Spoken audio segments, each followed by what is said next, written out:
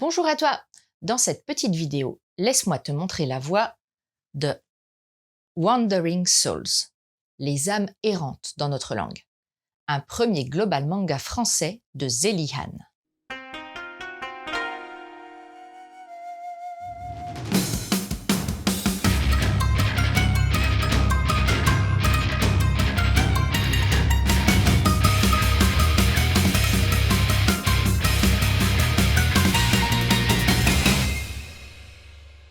Ayton est orpheline.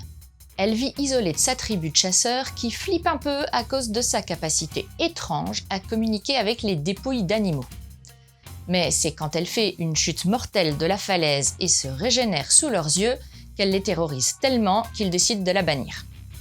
Finalement, Ayton se dit qu'elle est pas plus mal toute seule, loin de ceux qui ne l'ont jamais acceptée telle qu'elle est, et commence son périple sur les terres naturelles des Shagai, les dieux oubliés de ce monde. C'est sans compter sur sa rencontre avec Zed, un mystérieux petit garçon enfermé depuis bien longtemps dans un temple où elle s'est aventurée. Entre entraide et mésentente, ces deux-là n'ont pas fini d'en apprendre l'un de l'autre autant que sur eux-mêmes.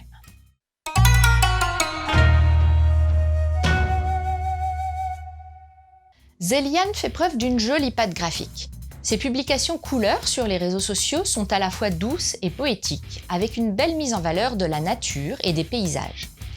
On retrouve ce trait riche et délicat dans ce manga, avec un travail détaillé des décors, contrasté, une belle maîtrise des nuances de gris souvent préférées aux trames à la japonaise, et un chara-design sympathique, douceur et caractère. Par contre, l'irrégularité visuelle avec certains dessins plus simplifiés des persos peut décontenancer. Le découpage des cases est clair avec une bordure noire épaisse et pas mal d'espace entre les cases. Ce parti pris permet une lisibilité simple des pages. Il y a à la fois des coupes droites et obliques et différents éléments de dynamique comme des lignes de mouvement ou des sorties de cases ponctuelles de bulles ou de certains éléments. La majorité des plans sont assez serrés sur les deux personnages.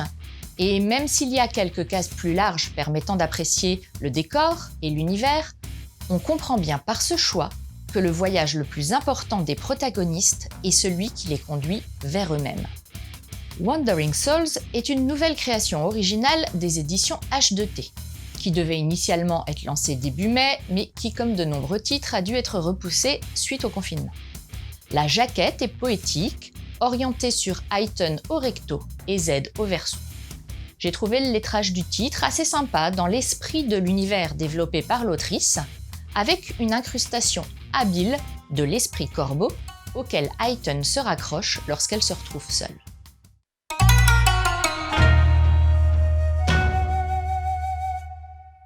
Zélie-Han est une jeune dessinatrice française de 23 ans.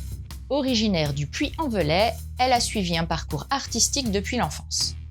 Inspirée par différents auteurs de manga et les œuvres du studio Ghibli, elle présente ce titre prévu en 2 tomes comme un manga d'aventure jeunesse qui traite des relations et des interactions entre les hommes et la nature, les hommes et les animaux, ainsi que du rejet de la différence. Inspirée par différents auteurs de manga et les œuvres du studio Ghibli, elle présente ce titre prévu en 2 tomes. Qu'est-ce que j'ai pensé de ce titre ? Avant de te le dire, je vais déjà faire une petite digression à propos du global manga. C'est le terme générique pour le manga non japonais, et plus souvent utilisé pour le manga occidental, parce qu'il y a aussi le manhwa ou manhua en Corée ou en Chine, qui sont encore considérés différemment. Le global manga souffre de beaucoup d'a priori de la part du public français, même si pas mal d'œuvres sont finalement bien reconnues.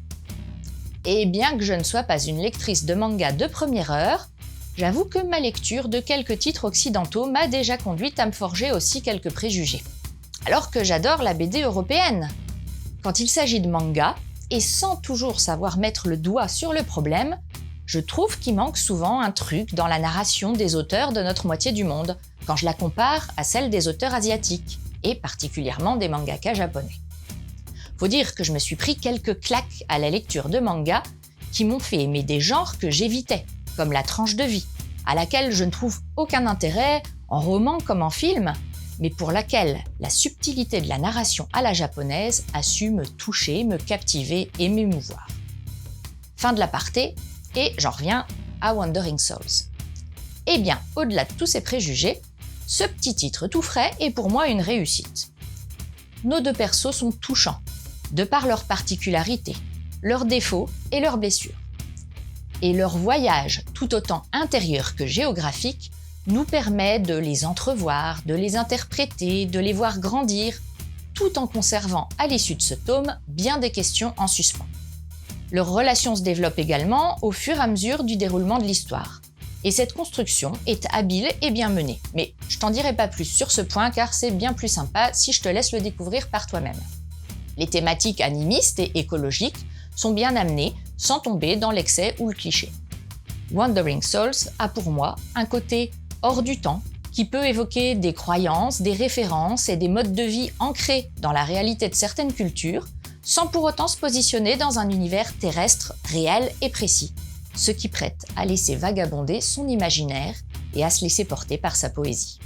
En ce qui concerne les conseils de lecture, tout d'abord, et Zéliane ne s'en cache pas, on pense forcément à Princesse Mononoke.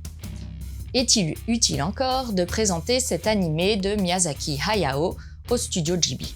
Je vais le faire quand même, parce qu'il faut aussi savoir faire des trucs inutiles.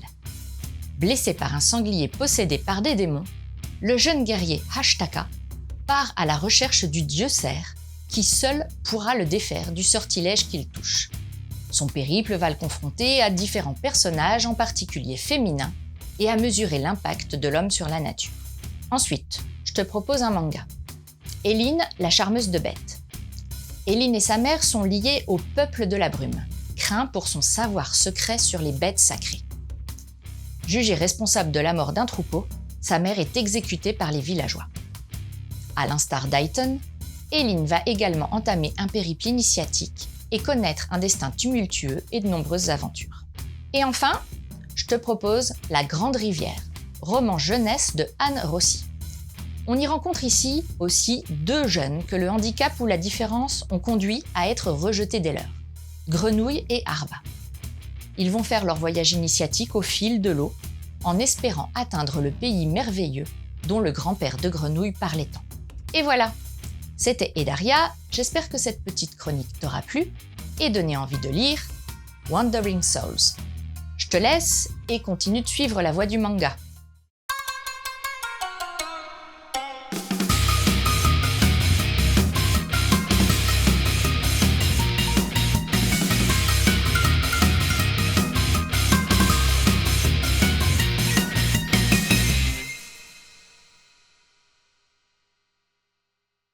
J'ai lu des mangas parlant de Tsukumogami, et j'ai essayé de parler à l'esprit de ma théière, mais ça a foiré. Ayton m'a redonné de l'espoir, et j'ai tenté de discuter avec les mulots décapités que mon chat me ramène devant ma porte. Mais j'ai pas mieux réussi. Y a pas. Les esprits et moi, ça marche pas.